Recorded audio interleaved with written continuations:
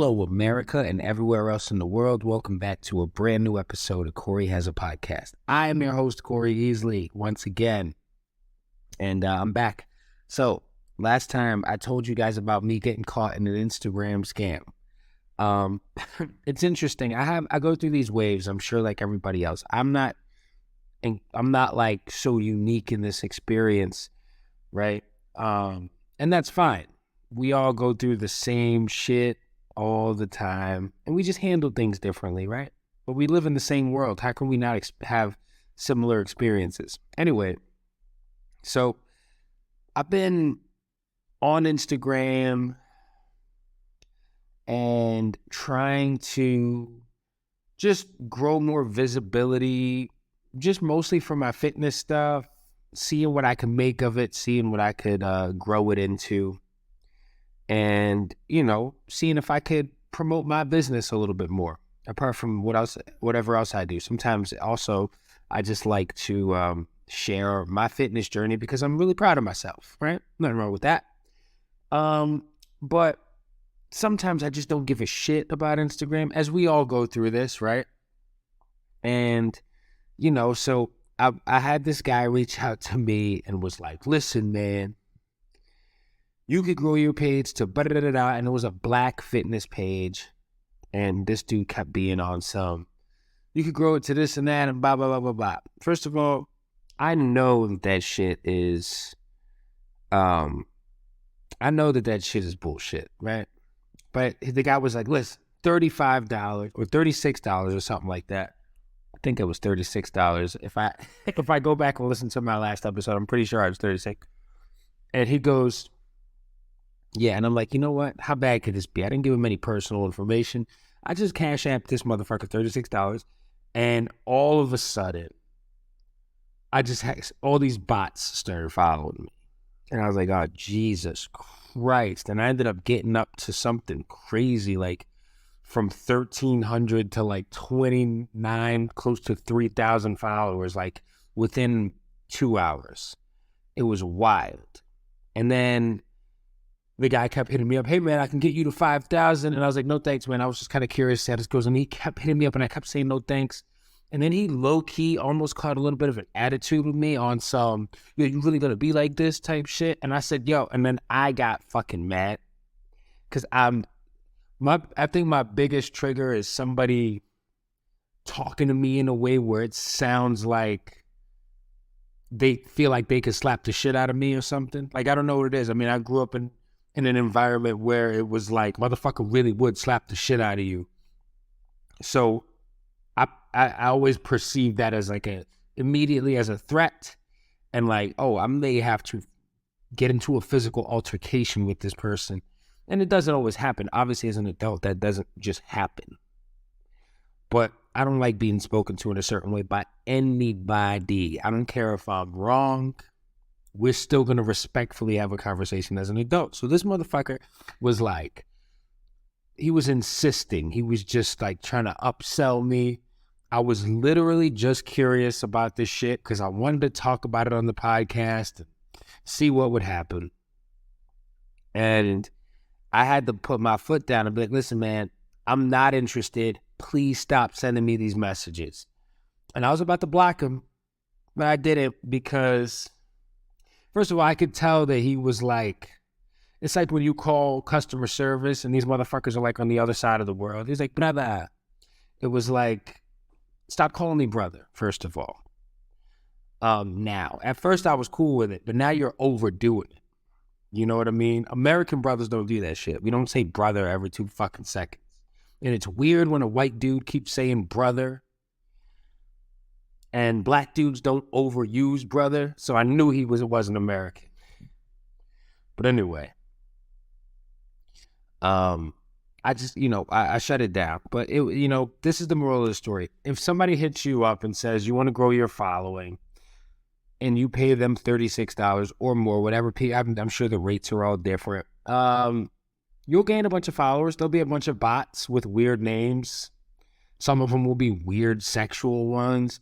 Some of them will be weird they follow a lot of people, but they don't. Instagram gets weird about it. They're like, why do you have all these followers all of a sudden? Why don't you post a reel so you can get in touch with your new followers?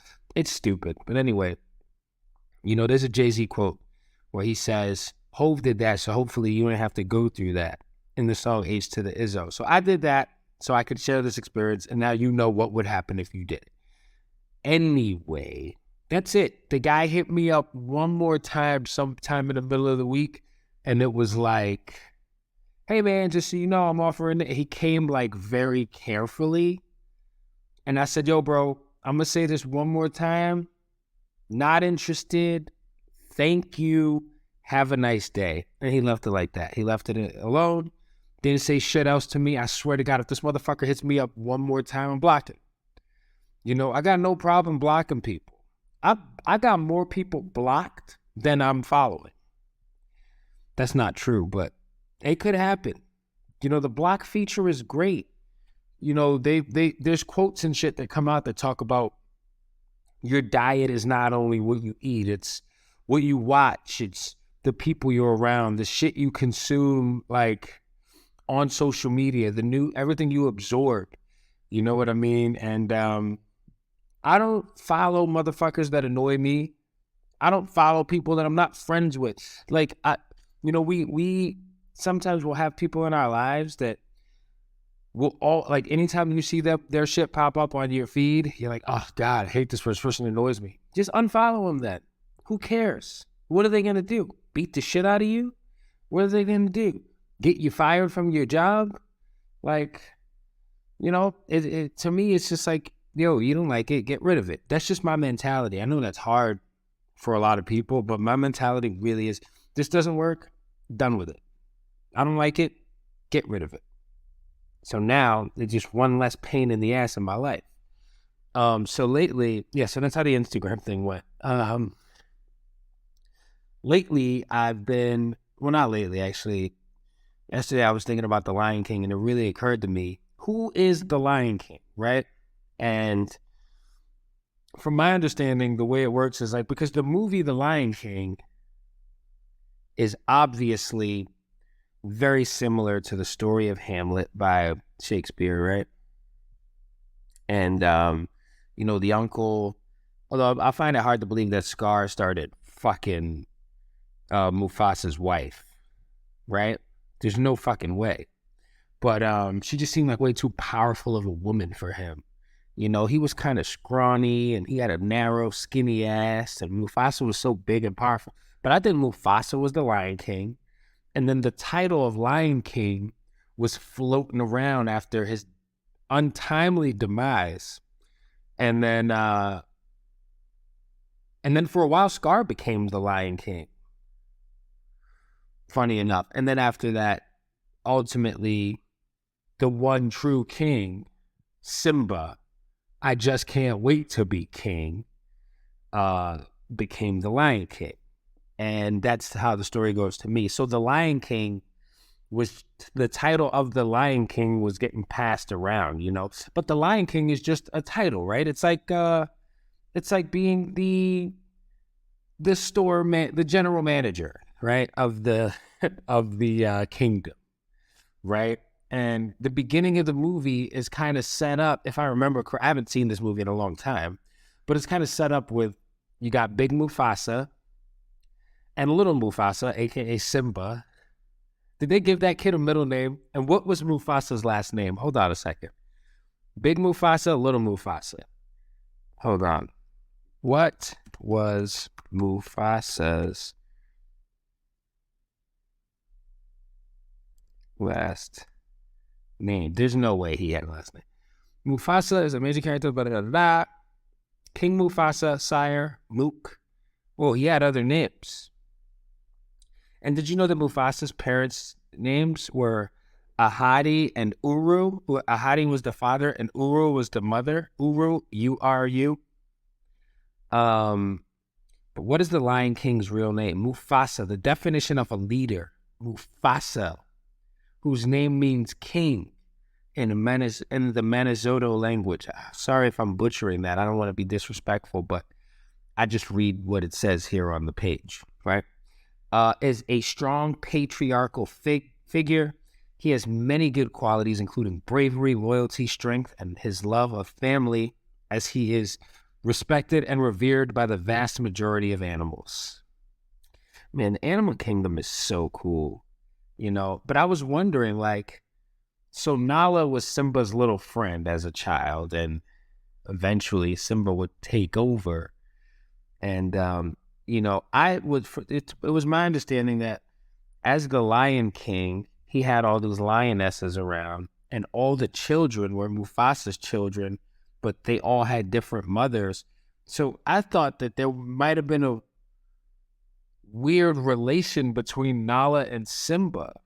So, and then it only occurred to me recently, over this weekend. Hold on a second. Are Simba and Nala related? Nala is introduced as the daughter of an unnamed lion, and Sarafina, the best friend of Simba, and ultimately becomes his wife, as well as the daughter-in-law of Mufasa and Sarabi. Sarabi! That's Simba's mom. And the niece-in-law of Scar by the end of Lion King. Nala becomes Simba's wife as well as his queen. Right, but are they... The fact that Simba and Nala even get together not only is pretty squicky, never heard that word before, because they're direct cousins. Never thought of this until now. I swear to God. They're direct cousins, but also because it goes against natural lion order. The answer then to our pressing question is yes, Simba and Nala are related because their moms are related. Interesting. And Mufasa was just walking around with all these lionesses looking at him like, there he is, there's the king. And he was big and powerful and ferocious. And honestly, who wouldn't want to be with him? And then next thing you know, Scar comes along. All right? And maybe he wasn't in there laying down his seed. But Simba had to come up in there and start doing some things himself. So I never really put this together until I was thinking about it over the weekend. By the way, happy Mother's Day, everybody. Today is Mother's Day. Last year, I did an episode of this podcast where I know your mind is blown about the Simba and Nala being directly related to each other. But it's fine. It's animals, you know what I mean? The difference between animals and people is not that people don't fuck their cousins and have kids with them, because people do that. But the difference is nobody talks about it. Or at least nobody that we can understand talks about it. But maybe somewhere in the jungle, the zebras, who really just are snacks on fucking 4 legs running around for these lions. I just saw some Nature's Metal shit where these zebras were all running, and this fucking lion just runs out, grabs one of the zebras with absolutely no problem at all. It would be like the equivalent of me tackling an old woman on a walker, is how easily this lion takes the zebra down and immediately starts eating it. Kills it right away out of courtesy and respect, because I think cats are super respectful. But anyway, the big cats, that's what you want to get killed by, right? I was listening to Bill Burr and Paul Verzi. They were talking about you don't want to get killed by a bear. You don't want to get killed by some poisonous reptile, because their venom will stun you, and then you'll be kind of paralyzed. Terrifying, sleep paralysis. I can't feel shit from the neck down, but I'm watching myself get eaten alive. That seems terrifying and just awful, although you won't live to tell anybody how bad it was, right? That's the thing that always gets me. And a bear will just start eating you. A bear will start at your thigh, and you got to just sit there and watch your whole, everything just get ripped to shreds. But lions will go straight for the jugular, kill you, so you can't run away, and then they'll just start grazing on you, which is probably the more pleasant way to go, I would imagine. But the thing that drives me nuts about people talking about how they'd rather die is there has not been one person in the history outside of the books, and it's all fake talk, that has come back and been yeah, man, I tell you what, drowning was way worse than being burned alive. No one has ever done that. But anyway, happy Mother's Day. I love my mom to death. She's great, right? But we do this thing. And last year I was on my my podcast. It's called Corey Has a Podcast. I was on it. And motherfuckers were, I was just talking about how my Mother's Day kind of annoys me. Just because of the fact that it's this weird, it gives you this weird pressure to have to do a thing or have to like show everyone how much you love your mom. And it's like, and then everybody else has to feel like they need to defend, I love my mom every day. It's like, yeah, of course. I'm sure you do. We all do. We love our moms. Unless you have a fucked up relationship with your mom and a really like tragic family dynamic or something like that. Yeah, we all love our moms. Like, it's cool, but, and I get it, right? It's like part of me is like, am I being a party pooper about this whole Mother's Day thing? And also, what am I party pooping? And who invented the term party pooping? And this is my problem, because now I'm not even talking about Mother's Day, but when did we start using the term party pooping? This is one of the most educational episodes we've had in a while. Where did party pooper come from? In the 19th century, pooped was a nautical term used by seamen of a gear when feeling overwhelmed after unexpected strong waves crashed the ship and washed over them. Eventually, this term changed to mean tired or exhausted. Hence, a party pooper is someone who exhausts and drains the life out of a celebration. This is the thing. This is why I'm not a party pooper. Because I would never be in a state of mind that's going to bring people down and bring my whack-ass vibe or energy, because we all get there, right? I never want anybody to feel me having a whack vibe. So what I do is I'll just remove myself or not go put myself around people if I'm in a whack space. I sit down, I reflect, and I let the moment pass. It's totally fine to deal with things however you want. But bringing your whack-ass energy around motherfuckers that are trying to have a good time, there should be a term for that. I guess you're like a buzzkill. That's all I can think of, to be honest. I'm not about to sit here and start reaching, you know? But, yeah, I'm a party pooper, I guess. Yeah, so I would just decide not to go if I felt lame. Because that was my understanding. Like, a party pooper is somebody who, I thought a party pooper was somebody who, well, now I don't even know what I thought anymore because I know the truth because the internet told me. But I guess we all just have our own meanings for things, you know. A lot of self-discovery this week. I found out that other people didn't think this, but when I was a kid, I thought cold slaw was gross. Turns out it's just like little shredded lettuce and cabbage and shit. I mean, I don't know, with mayonnaise on it. And some people hate mayonnaise. But one thing I never do is make someone feel like an asshole for liking something that I don't like. I'll just like try to figure out the most, I'm not going to shit on what you like way to be like, I don't really fuck with that. You know what I mean? But some people don't. Some people are the worst. They'll just be like, oh, that's gross. You like that? And you're like, yeah, I do like that. God, I hate that. It's so fucking disgusting. If someone does that, that's a sign of their immaturity. I said it. Someone had to say it, and it was me. That's a sign of immaturity, right? Let people enjoy what the fuck they like, right? You wouldn't do that shit to somebody who told you that somebody whose spouse you found unattractive and you've always found that type of person unattractive, you wouldn't go when they introduce you to their spouse, oh, God, you picked them? You wouldn't do that. You might do it behind their back because you're a piece of shit, but you wouldn't do it to them. So why would you do it about something they like to put inside their body? So, yeah, the moral of the story is, listen, there's a couple of points here that I want to drive home. Number one, anything goes in the animal kingdom, right? And when you are at the top of the food chain, like, say, Mufasa, you can do whatever you want, right? You can do whatever you want, and motherfuckers are going to hate on you, and feel like they should be in the position you're in. But you got to be smart.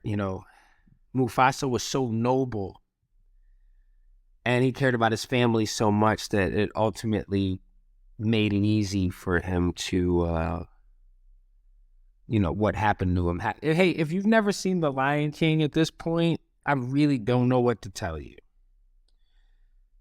But watch the movie. It's really good. It's a classic. And it still somehow can bring some adults to tears. And it teaches kids what death is in a really cool way, right? It also teaches you that you can be friends with anybody, right? Like a Timon and Pumbaa.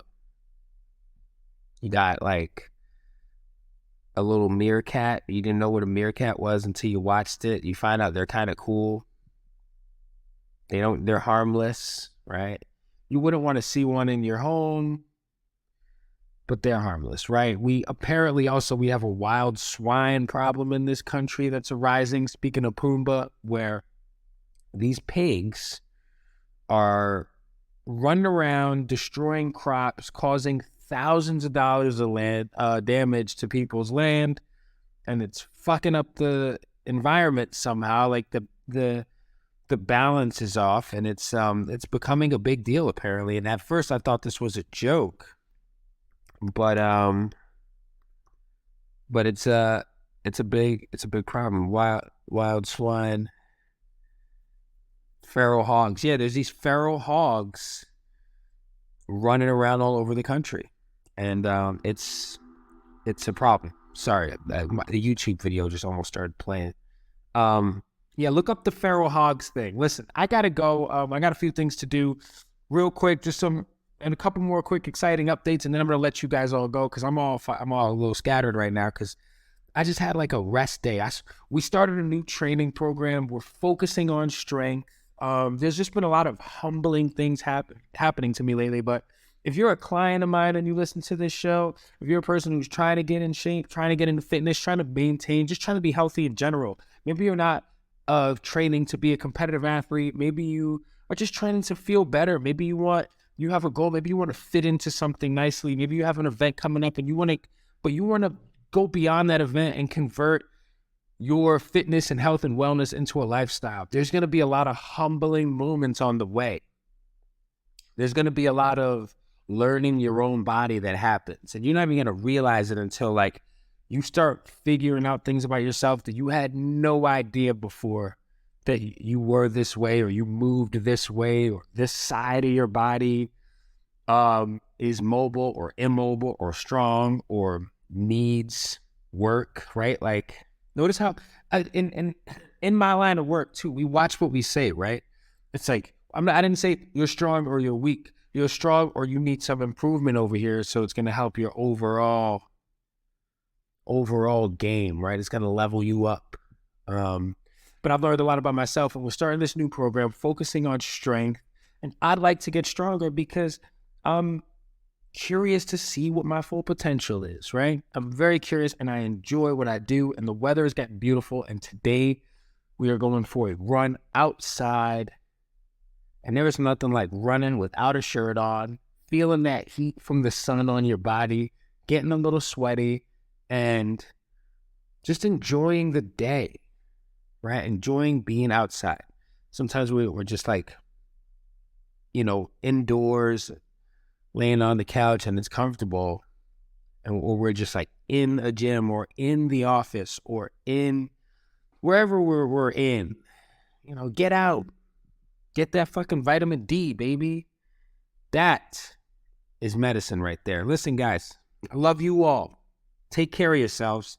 Take care of the people you love, and stick with your journey, even on the hard days. I'm going to leave you with one more thing. I actually was doing a workout yesterday. I was doing an exercise called a push press. And that's when you hold a barbell across the front of your shoulders in a front rack position. And it is way more advantageous to have a full grip with your hands with the bar. So you can drive through the legs and send this bar overhead, generating that power from the ground up, right? It's an overhead press where you get to use your legs. And I struggled with that move for a while just because of poor shoulder mobility, wrist mobility. My lats were tight. And I've been doing so much mobility that now I found my front rack. And I was doing this yesterday. I surprised myself. And no matter how long I've been in the game, no matter how long I've been lifting and training, you're always going to surprise yourself. There were things I couldn't do. I wrote a note to myself. This is my point I want to tell you. I wrote a note to myself back in March. I wrote, my push press is garbage, in bold and all caps. It was a rough day. I remember I felt like shit walking out of the gym. And I wrote this note to myself. I wrote this on March. I'm going to tell you what day it was. I'll tell you exactly what day it was. My push press is garbage. It was on March 30th at 1:54 p.m. Yesterday, I went in the gym. Almost 2 full months later, my push press was not garbage. Give yourself time. It takes time. Be patient with yourself and trust your journey. Stop looking at other motherfuckers' journeys. Feel like you need to be there. You're on your own journey. Later,